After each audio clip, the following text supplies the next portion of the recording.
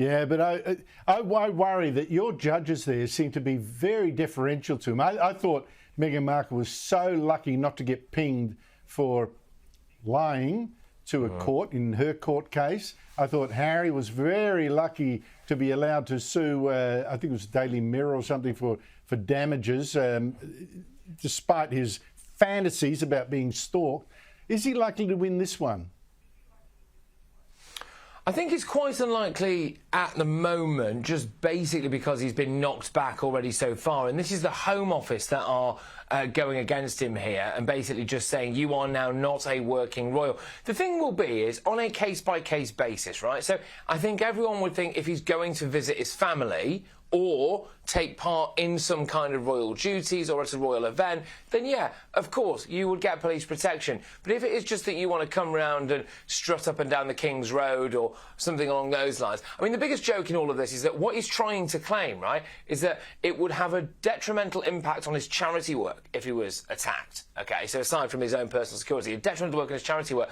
Well, you know, we're not actually seeing a huge amount of charity work from Prince Harry, and it does equate to something like 1 hour a month that he appears to be doing alongside Meghan Markle, and most of that is based in California. So I'm pretty sure the charity sector would survive. Oh, Patrick, such cynicism in one so young. But Patrick, the West has a real immigration crisis. I mean, I was just looking at the US, more than 2 million illegal immigrants pouring over the border in just 1 year.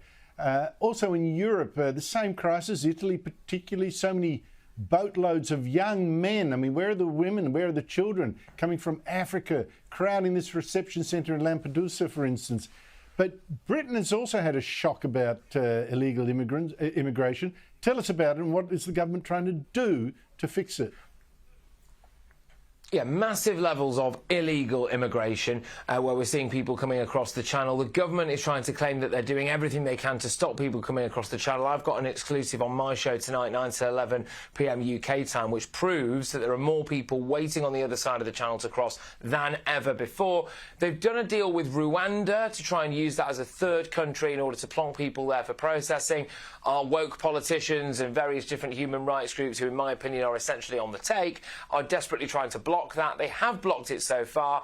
Our Home Secretary went back to Rwanda yesterday, signed a new deal that said the Rwandan government promises to have an international scrutiny committee in their country and a right to appeal, so there will be no human rights violations. A sovereign nation has agreed for money to have an international scrutiny committee in there. That is, I think, quite an egregious step. And so that's got to get voted through Parliament now.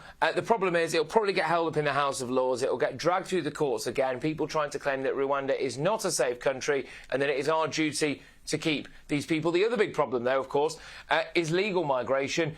Net around 675,000 a year. When the government was voted in, they wanted to get it below about 150,000. Now, they are admitting, as of Monday, that they would be happy with a figure of around 400,000 people. That's a city the size of Coventry every single year, and the government's being pushed and pulled around. They're under attack from the right wing of the party who don't want it. They're under attack from the left wing of the party who think that they're being too soft. And so we have squishy Rishi Sunak in the middle doing, frankly, not a lot.